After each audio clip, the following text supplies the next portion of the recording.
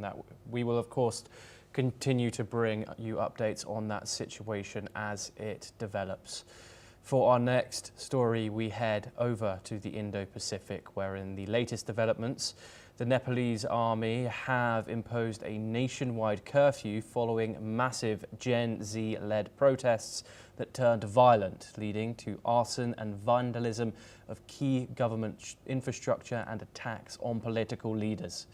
In a statement issued by the Directorate of Public Relations and Information, the Army says the prohibitory orders will remain in force until 5 p.m. on Wednesday, after which a curfew will be imposed across the country from 6 a.m. on Thursday.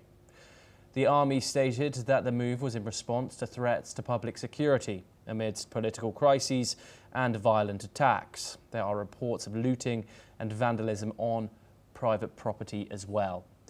The Nepalese army has called on citizens to help in protecting national integrity and in maintaining social harmony. We are now joined, we are following the situation in Nepal. Of course, we have seen widespread protests there, which, as you can see on your screens, have been occurring within the past few days.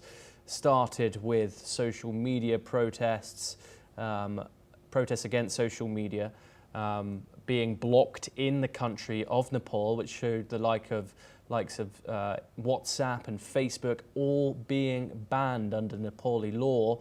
And over the last 2 days, it has seen the deaths of 19 people, but also the ousting of Nepalese Prime Minister Oli, who yesterday announced that he will be leaving his post. However, things still remain volatile in the country as hopes for things to simmer down continue.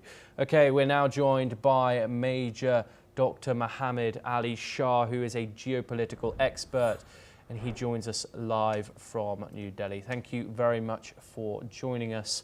What are your thoughts on this? Dr. Ali Shah, how fast this has developed. The collateral, 19 people have been killed out of Nepal's mainly young population over what started as to be anti-graft protests and then ended with the ousting of the Prime Minister. Is there hopes now that this will simmer down and some stability is reached? Right. Look at India's location strategically. All our neighbors have had trouble. You see, in the year 2021, there was a problem in Myanmar where there was a military coup. There was a problem in Afghanistan. The government had toppled. Look at 2022. Again, there was a problem in our neighborhood. Look at 2023. Again, there was a problem in our neighborhood. Look at 2024. There was a problem in Bangladesh, where Sheikh Hasina had to fled the country and she came to India. Look at 2025. Again, problem in our neighborhood in Nepal. Pakistan is also a neighbor. There's been a perpetual problem in Pakistan. It's been there, and my guess is it's going to go on till eternity. Now, the very fact is, when there is force used on young students, be it a police lathi charge or police firing, I think it should be condemned. It should not be allowed in the first place. Secondly, I don't know who advised the Nepal government, Mr. K.P. Sharma Oli, to ban the social media over there. Because if you see Twitter, Facebook, YouTube, Twitter is controlled by Elon Musk, Facebook by Mark Zuckerberg, YouTube, again, American controlled. Most of them were banned. TikTok was not banned. TikTok is Chinese app, so they couldn't have displeased Chinese. The mistake that Nepal has made is by getting too close to China. About 3-4 years back, there is a place of very strategic importance in Nepal called the Lipu Lake, Limpudura, Kalapani. In that general area, the Chinese soldiers had come They had constructed pillar number 11 and pillar number 12 illegally. And Mr. KP Sharma Oli's government had denied vehemently that no Chinese intrusion had taken place. But when through satellite imagery it was found that Chinese soldiers had come, because technology will not lie. So Nepal and India have been like brothers. Here we saw that, okay, our small brother, our younger brother, probably has lost its way, it'll come back on track. So we didn't really take it too hard, too much. There are a lot of Nepalese who are working in India. We have the Nepalese soldiers in our Gurkha Rifles, in the Assam Rifles. In fact, this is the Assam Rifles competition card that I have the honor of wearing.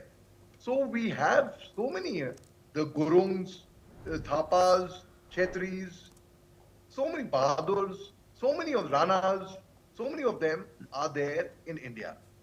Now, when a trouble like this happens in Nepal, yes, we as Nepal being a dear neighbor, we do get affected somewhere. Any neighbor get affected. Now, even though the social media ban was revoked, which means the social media came back, they reversed it, but still the protest continued. Why?